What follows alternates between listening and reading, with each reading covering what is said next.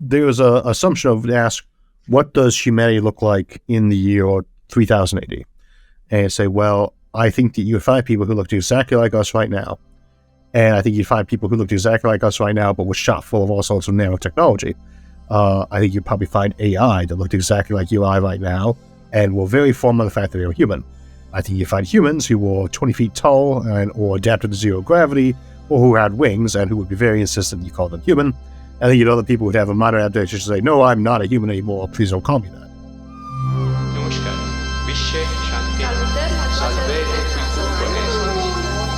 Hello from the children of planet Earth.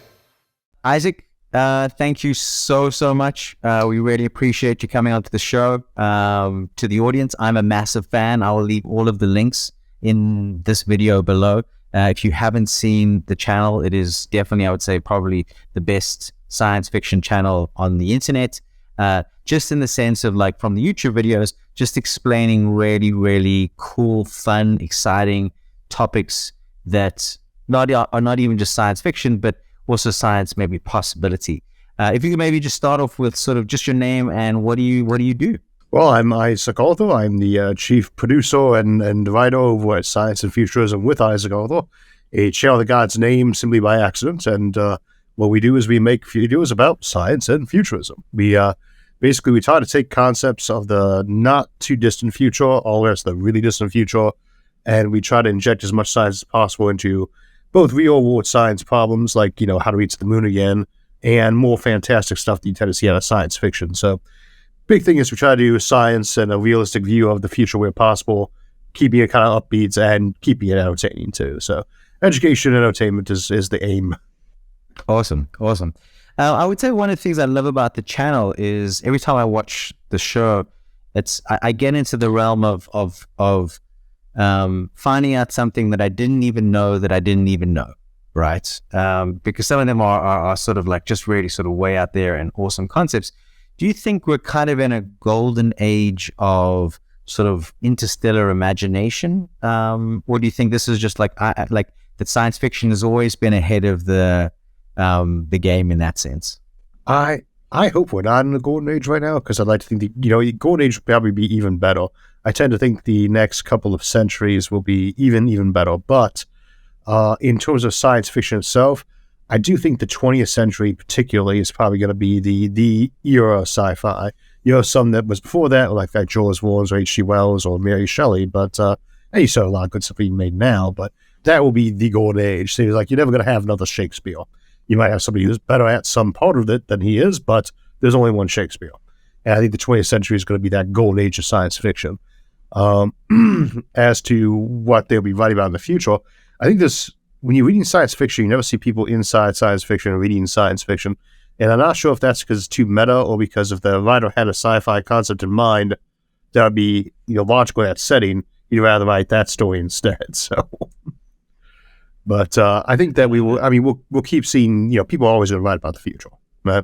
As long as there is one. But I think this is the period that has the most free motion. Sure. And talking about that, what do you think humanity's future looks like over the next 100 years? For the next 100 years, I think that, it's the thing about the nearest future is, on the one hand, it's very like the old period. Like, if you were to teleport back to 1922, it's not the same world. They're freshly getting out of a war in Europe. They got a pandemic they're just getting out of too. And the economy was doing great, but getting ready to tilt over. Nothing like modern times. There were some huge differences. But you can always start seeing cars out on the roads. You see, electricity getting in there. People are starting to have appliances at home. That's really another generation or two down the road, but it's starting to emerge. Somebody teleported from then to now would be pretty shocked, as we would be going 100 years ahead. But I don't think many of us would have too hard a time adapting to living back then either. And just in terms of what the culture is. The next century, it's not going to be, us colonizing other star systems. We might actually send a star, fleet out there to go colonize or explore something this century, but they're not going to really arrive there and do much or anything then. The same way we went to the South Pole. It was 50 years before we built a base there. And it was 50 years after that before we built a decent base there. So it was like a 100-year project there. It's been 50 years since we went to the moon. It does look like we're finally getting ready to move back there this decade. And I'm sure that we'll be looking at putting a base up there, but that might be another 50 years. In the grand scheme of events, that's not much, Think about from for colonization of Americas, for instance, between when Europe kind of made contact with North America or the Caribbean anyway, to when you start actually seeing the United States more. That's what's that? 3 centuries, almost 3 centuries. It takes time, We are not going to be looking in Mars colonies this century. Maybe we'll have people there, but it'll be a base. I don't think it qualifies as a colony unless you have, people raising their kids there that were born there and go to school there and have, parks and libraries and all the other reasonable accommodations people are used to in maybe a more rural town at least. And thus, I don't see colonies like that appearing this century, really. Maybe. I'd love to see it happen, but I think the century ahead of us is, probably another population gain of probably only about a quarter more than we are right now, not a double or anything like that. Probably more acidification, but also more suburbanization, and probably more of a switch to, I would guess, nuclear and solar power. And that's, more of a battery economy. That's the big changes that I'd foresee in the next 40 years. The century from now, all I can say is what we probably couldn't have done, because that's the problem. It's a lot easier to say what we can't do than what actually we will end up doing. Sure. Yeah, and I love the idea that next year is the 100-year anniversary of us figuring out that we're not the only galaxy, because we had the tools to work that out 100 years ago, only 100 years ago. I think, you've spoken about sort of in some of your videos, post-scarcity society. Do you think that is a potential in 100 years? Yeah, one problem you have with post-scarcity civilizations, they can be temporary situations too. You could get a post-scarcity civilization that, restricts its own resources, eats them up a little bit too fast, and increase their consumption a little bit too fast, so they get scarcity again. So I try to think of post-scarcity as being exactly the same as an advanced civilization of the future with, what we might call utopian tendencies. But are we getting to be post-scarcity? Not that way, not in the sense of, we have unlimited resources, but we're getting to the point where, as I usually define it for the purpose of the show, we say, we live in a finite universe, so you will never have a complete absence of scarcity. So we instead look at it as what for humans we actually care about. We don't care about how much metal or oil is around. We use these for things. We care about, getting fed, finding a nice warm place to sleep, things like that, having friends and feeling secure about your near future. Things you see on Maslow's hierarchy of needs, for instance, in a psychological model. We say post-scarcity, if when you're looking at those individual issues, especially on the bottom tiers, the more basic ones, the average person or the supermajority of people don't really feel any anxiety about where that stuff's coming from. So you're not going to be post-scarcity ever really in the sense of you have infinite energy or matter to play with as you please, right? You just go build your own planet made out of solid gold, which is what's kind of implied by the default post-scarcity. But you can't get to a civilization that, people just are not worried about eating. Well, that's already true. And post-scarcity is by no means universal. We are post-scarcity on oxygen. Most people are not anxious about where it comes from. We are post-scarcity on water almost everywhere, right? They are not worried about where they're going to get water to drink or to clean themselves with. We just don't use that much of it for the most part. We are post-scarcity on, for most people, the feeling of actually getting fed that day, right? We say, well, there's places where people aren't sure about that. That's true. There are certainly places that's still true today, but starvation is far less prevalent than it was last century. And for those who and that's in raw numbers too, not just proportionally. At the same time, in most cases where people are worried about food today, they're usually not worried about whether or not they're going to starve to death in the next few days. They're worried about their security further ahead. And so those are little mile markers towards being post-scarcity in the sense of a civilization where people legitimately have little reason to worry about their immediate needs for survival. We also say of a thing called a post-discontent society, which is where people are not worried about where the next meal is coming from because they're hyped up on drugs, right, or brainwashed. So we like to distinguish the two of those, and that can get to be a bit of a gray area sometimes too. And I think that you're not going to see the whole planet that way anytime terribly soon, but I do think we have a very good chance of being there this century. I think that's actually very, very likely if we keep it together as a stable civilization. 1,000 years? What do you think we look like in 1,000 years? A lot of stuff. There's an assumption of ask, what does humanity look like in the year 3000 AD. And you say, well, I think that you would find people who looked exactly like us right now. And I think you'd find people who looked exactly like us right now, but were shot full of all sorts of nanotechnology. I think you'd probably find AI that looked exactly like you and I right now and were very formed by the fact that they were human. I think you find humans who were 20 feet tall or adapted to zero gravity, or who had wings and who would be very insistent you call them human. And then other people would have a minor adaptation to say, no, I'm not a human anymore. Please don't call me that. Where you get is a diversification of humans and I would say all brand name and logo, right? It's not just humans who might be around. It might be that there's that human who uploaded their mind onto a computer and there was a basis for an AI. There's that AI that was based off of that, was never human, but thinks of itself as a human. There's the one that was raised by humans and thinks of itself as human. There's the uplifted dog that's super intelligent because someone was messing around in a lab, and now that's become a thing. There's its great-grandchild who doesn't even remember a time when dogs weren't, hyper-intelligent creatures too. You got the dolphin people, the people that were completely in labs, the variations of human, and then all the hybrids in between.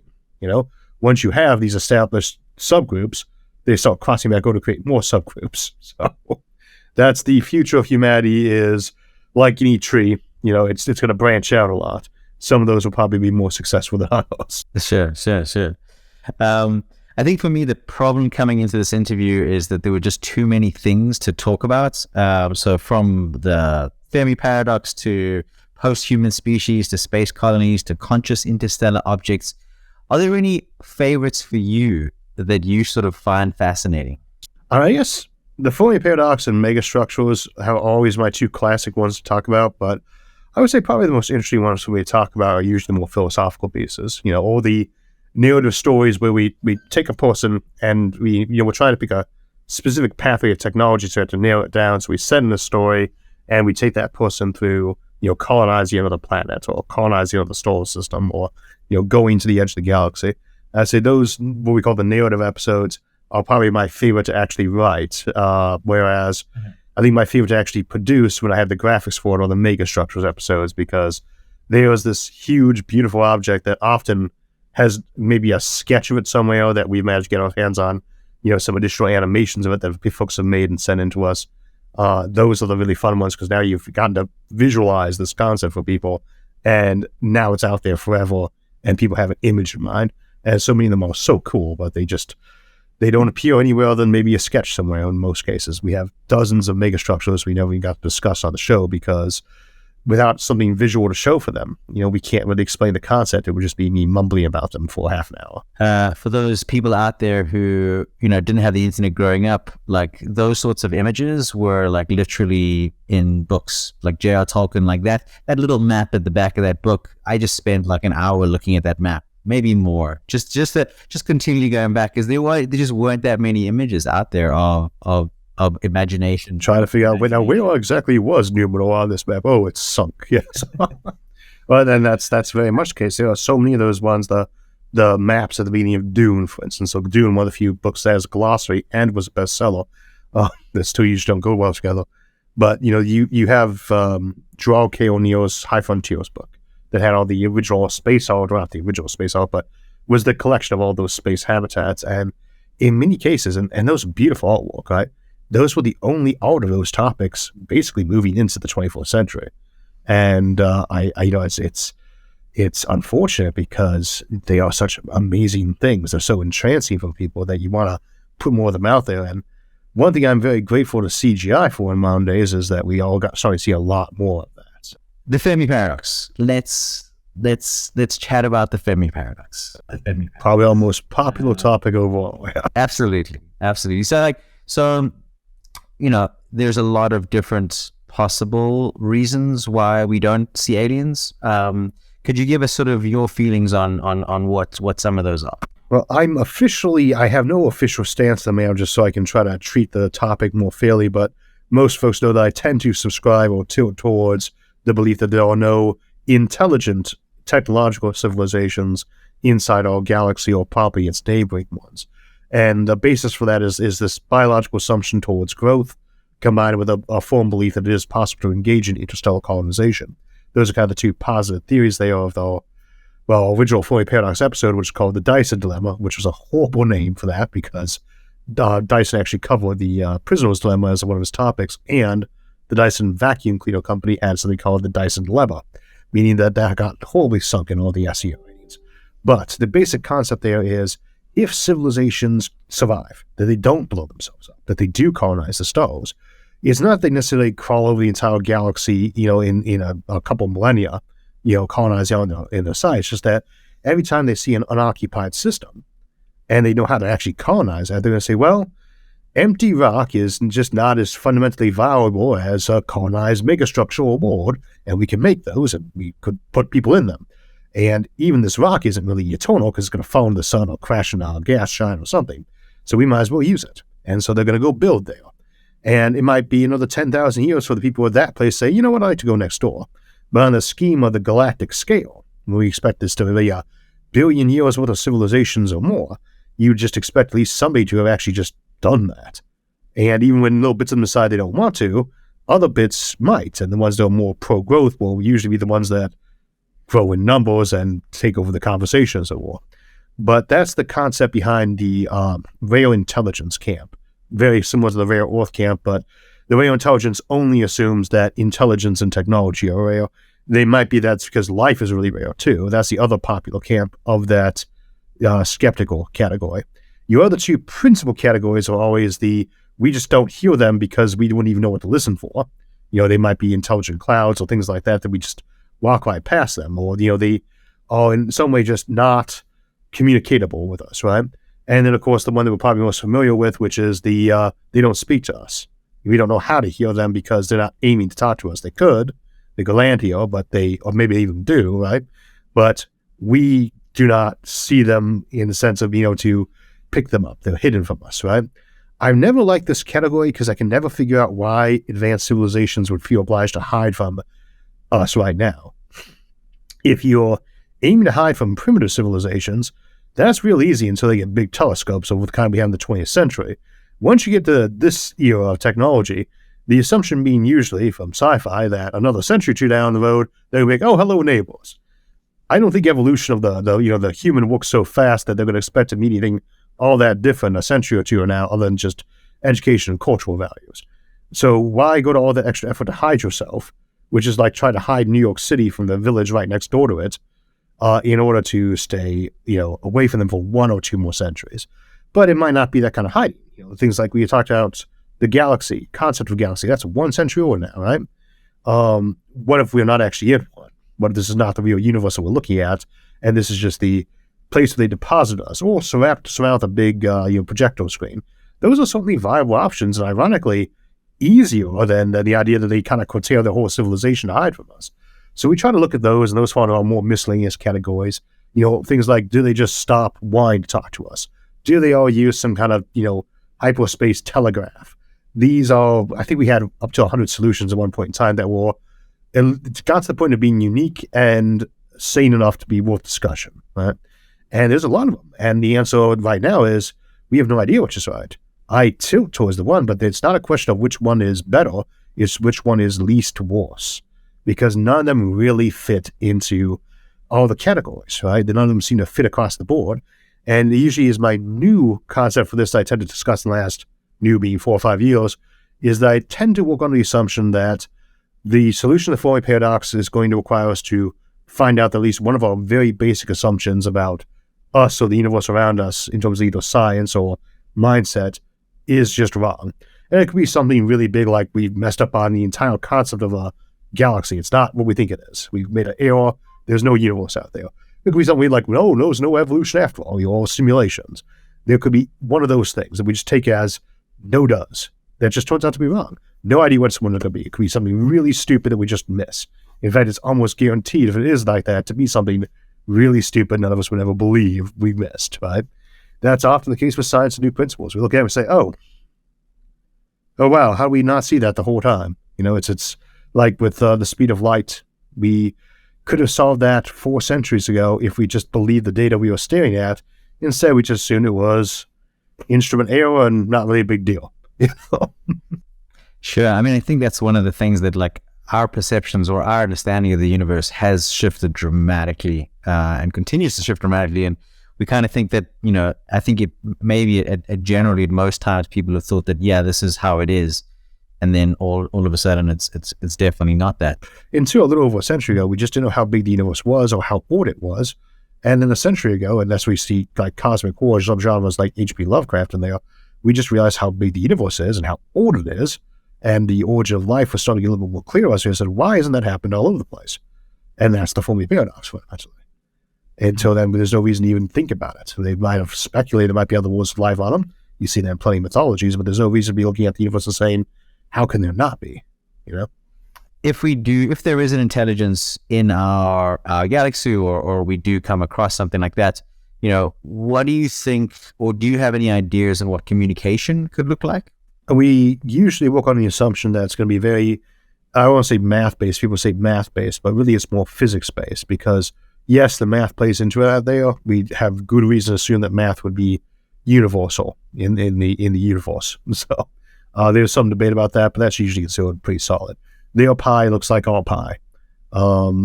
Possibly less tasty, but still the same concept. Their hydrogen atom, their basic spectrography for stars is the same thing. So we communicate in physics. We basically say, well, here I'm going to go ahead and count up the stable isotopes. I'll just send the numbers for all the stable isotopes to people. And now they know I'm talking about chemistry. Someone will look at that pattern and see that. You start with the obvious ones. You transmit pi, you transmit perfect squares. And that's your baseline. And there's so many other ways that can happen, though. The thing is that when you actually be able to toss them back and forth with messages, it won't take long. I mean, it's going to take time, but it won't take that long. It's more about when we're talking at a distance, and there it's about trying to pick what you can out of it. For instance, you can figure out how long Earth's day is by staring at us and seeing how our signals shift as the day rotates around, as the planet gets brighter on one side or not. These things will alter. People will start talking about the days of the week. And you figure out what day it is, because it seems like once every 7 days, people will say the word Tuesday, or whatever that noise is, Tuesday, and then repeatedly, and Wednesday repeatedly, and it comes in a pattern. And when people talk about, well, we could never figure out an alien language because, we got languages on Earth from only a few thousand years ago that were by humans that we don't understand. It's like, well, here's the problem. We got an alphabet of 500 words, maybe, a little X got 500 words, written by different people at different times over a century in an area that had no formalization, that was spread out and didn't have no internet or dictionaries, right? So it's not just that we don't know what all their words are because they didn't write them all down. It's that we don't know that the person in this area was using the same one as this guy here a century later, very different language a lot of times, that he used the same abbreviations for things that the other person did, or that he didn't just typo something. And again, 500 words. Alternatively, when you're listening to the radio channel of some other planet, if you're just tuning their AM and FM, and you're going to have billions of words said, billions of them. And you're going to pick out real quick with supercomputers that what that actually looks like. So there's going to be things they might miss. They might think that cats and dogs are children of humans.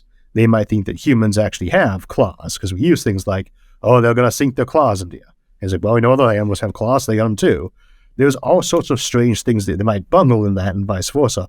But these are solvable. And what the first piece of information you get from any signal like that is, hello, we know where you are, and we would like to talk. It doesn't necessarily mean they're friendly, but it does mean they are actually looking for a dialogue. And the key thing with a lot of those is it's not likely you're picking up on their radio signals. It'll be more likely you're picking up on the message they directed right at you. So if we were going to send a message to an exoplanet, we know where they are, we would beam them something like a signal that actually posts once per their day. And, maybe it was posting the exact number of times their planet would rotate around their sun in one of their years. And what that message tells them right from the get-go is, we are talking to you, and we want you to know that we know where you are. Because that says, oh, you might as well respond at that point in time. Say, well, would you answer a SETI signal if it just came out to you and said, wow, if we say anything, they're going to know where we are. That message says right up front, we know where you live. So it circumvents that entire issue of whether or not they should reply. And so that's the kind of forced message you expect, is something that says very blatantly, we know where you live. So, and that's picking those little bits of information out of the messages is going to be a big part of any communication with aliens, but I suspect we'll never actually get a chance to do that. Sure. Where do you sit on the METI argument?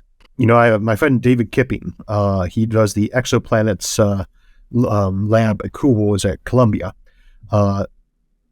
They are picking out moons soon, exomoons. They expect to be able to start detecting moons. Not, around big gas giants now close to stars, but this is us having only 20 years since we discovered the first exoplanet, right? Back when, we are only even picking out the whole planets in our own solar system in the last century. What are we going to do with telescopes that are built in orbit that are 100 times bigger a century from now? We're going to be able to pick out planets. Maybe not in such detail that we could say, oh, look, that's got a continent on it, though that's probably doable. But enough to even start picking up things like, well, this is very clearly a habitable zone planet with continents and ocean. As it rotates throughout this day, the albedo changes to correspond to water or dirt, things like that. Now you know what the habitable planet is. So if you've seen that planet, right, you're trying to avoid a signal from some alien that says, should we talk to them? Should we answer them? Because then they'll know we exist. They already know you exist. They already know you exist. If they've been around a long time, they know you're there. And that's because they can see your planet. It's very visible. It's huge. The planet is huge. It's thousands of miles across. You're not hiding it. And especially because you have to hide it backward in time. Same, almost powerful radio signals will usually early on. They are earlier, they are less compressed, and easier to read. Those are out there. We can't unsend them. They're already out. Maybe somebody missed them. If you really want to hide, it doesn't hurt to stop communicating. But at the same time, the cat is probably already out of the bag, and they're probably already looking. If they have, either peaceful intent where they like to talk to people, or they just really like to go out and kill civilizations off, they're probably pretty dedicated to that and good at it. Assume that if they're passionate about that, they're probably going to take the time to build some telescopes to look around the area and see if there's anyone more worth saying hello to, one way or another. And so many, to me, I don't think it'd be all that productive in the sense that I really don't think that we're going to get any signals back, but I don't see it hurts anything either. And it might be, you never know, it's going to go out to some culture that's out there has pros and says, well, our big trigger is that we wait for them to actually actively seek us out. Because at that point in time, they're knocking on our door. It's very different than us pounding their front door to offer them. It's this difference between an uncontacted tribe is if they come out and reach out to you, there's no real moral issue about saying hello. Going and visiting them is a bit more dubious. I don't think that they're going to exist out there that would be responded to, and I think if they did, that we'd either already know about it in some fashion or another, but I don't see any harm in actually reaching out to them to say hello. How do you think we should sort of address the communication issue on that? Any ideas in terms of what's there's some talk now about including sort of an AI message or something that is going to be able to communicate with something that's non-biological. Sort of any ideas on how we can get an alien to open up a JPEG, essentially. I guess the general notion there, as same we have with the signaling on these things, is what are they going to see and what will they be thinking of? And I take the attitude that you just basically hammer them with information. Right? And you try to keep everything to, maybe you don't do a 1920 by 1080 image. Maybe what you're aiming for is a 1024 by 1024 image, because it's not that they probably use binary, but it's much more likely they're going to spot that than some obscure thing in, say, trinary or base 7. And so you send everything out that way. You send your images out that way, and you might just want to do everything as a pulse of 1024, 1024, you just keep sending that kind of pulse around, and you send your data out all formatted as images. You probably want to standardize things a bit. And you want anything that you're breaking that standardization with to point back that way. So they're not solving the puzzle. It's like when you're trying to give somebody a clue and they can't figure out when you're playing Pictionary, one of those games, you got to speak a word without saying it. You try to give them the clue, and you go through 5 or 6 different synonyms of the same idea. You have to reach back around a different direction and just retool. But you want that to still point back to that same concept. So if you feel like you need to break away from, say, 1024 by 1024 images, you go ahead and do it by pointing to 2, 4, 8, 16, etc. You just scale that up until it gets to 1024. And everything has to point back to that concept. Everything's got to point back to, trying to get them to look at everything in terms of chemistry and basic physics and physical constants. And then you want to make sure everything you're saying them is built off of the Planckian constants, because those are really awkward, but they are probably universally known, The joke from Contact, Carl Sagan, was that the fellow asks about why is there singing all the using the same language. He says, this is an alien we've never met before, and we don't speak their language, but for some reason their physicists can talk to all physicists. So yes, yeah, so that doesn't surprise me. That's the aim you're aiming for there, is just to kind of put everything in that context. And then the back end for that is a lot of that might just be just say, tune into this specific frequency really loud as best you can, because all we're going to do is repeat all Wikipedia page or all dictionary or something like that over and over and over again. And that way, once they get the basic format, they can go listen in. The key thing on all this stuff is, though, all you really have to do is make it clear that you are a real signal, not a bit of noise, and that you are aiming to be spoken to and where you're coming from. At that point, you can assume another intelligent species is going to, if they want to anyway, pay attention. And once they start paying attention, if you just keep giving them enough information, they're going to get it. That's what intelligence does. And I think that's the key thing. Now, we could be completely wrong about that, obviously, but I think that's the critical bit there is, what can we do to make them pay attention? And then at that point in time, it really doesn't necessarily matter what format we're using so long as we stick to it, because they're probably going to figure it out. What we should do in terms of something like a new golden record, though, I said just pack it full of data. Pack it full of data, Have a few images actually unscribed to the outside and make sure they're 1024 by 1024 bits wide, something like that kind of thing. And just go with that.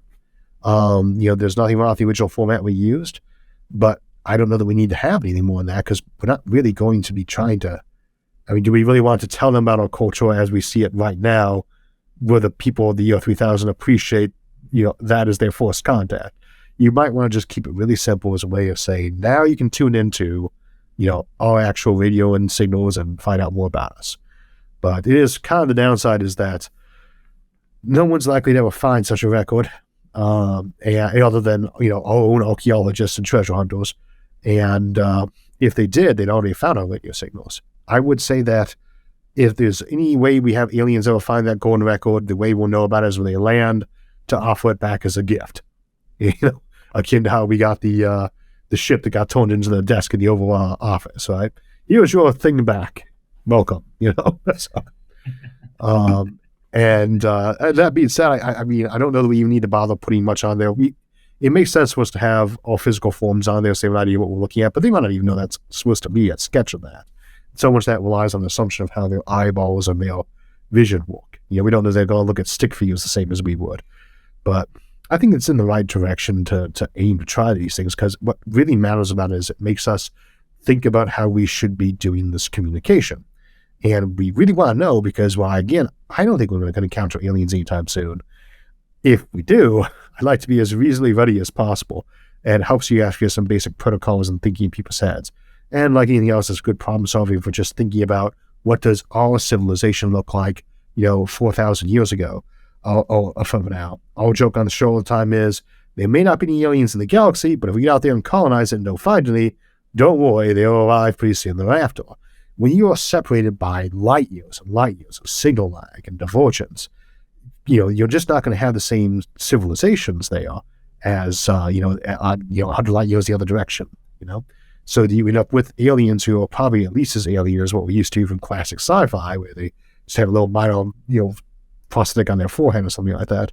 So you might come across wars where humans were now centaurs because they'd done that. And it's been 1 million years since they left Earth, and they're 100,000 light years from us.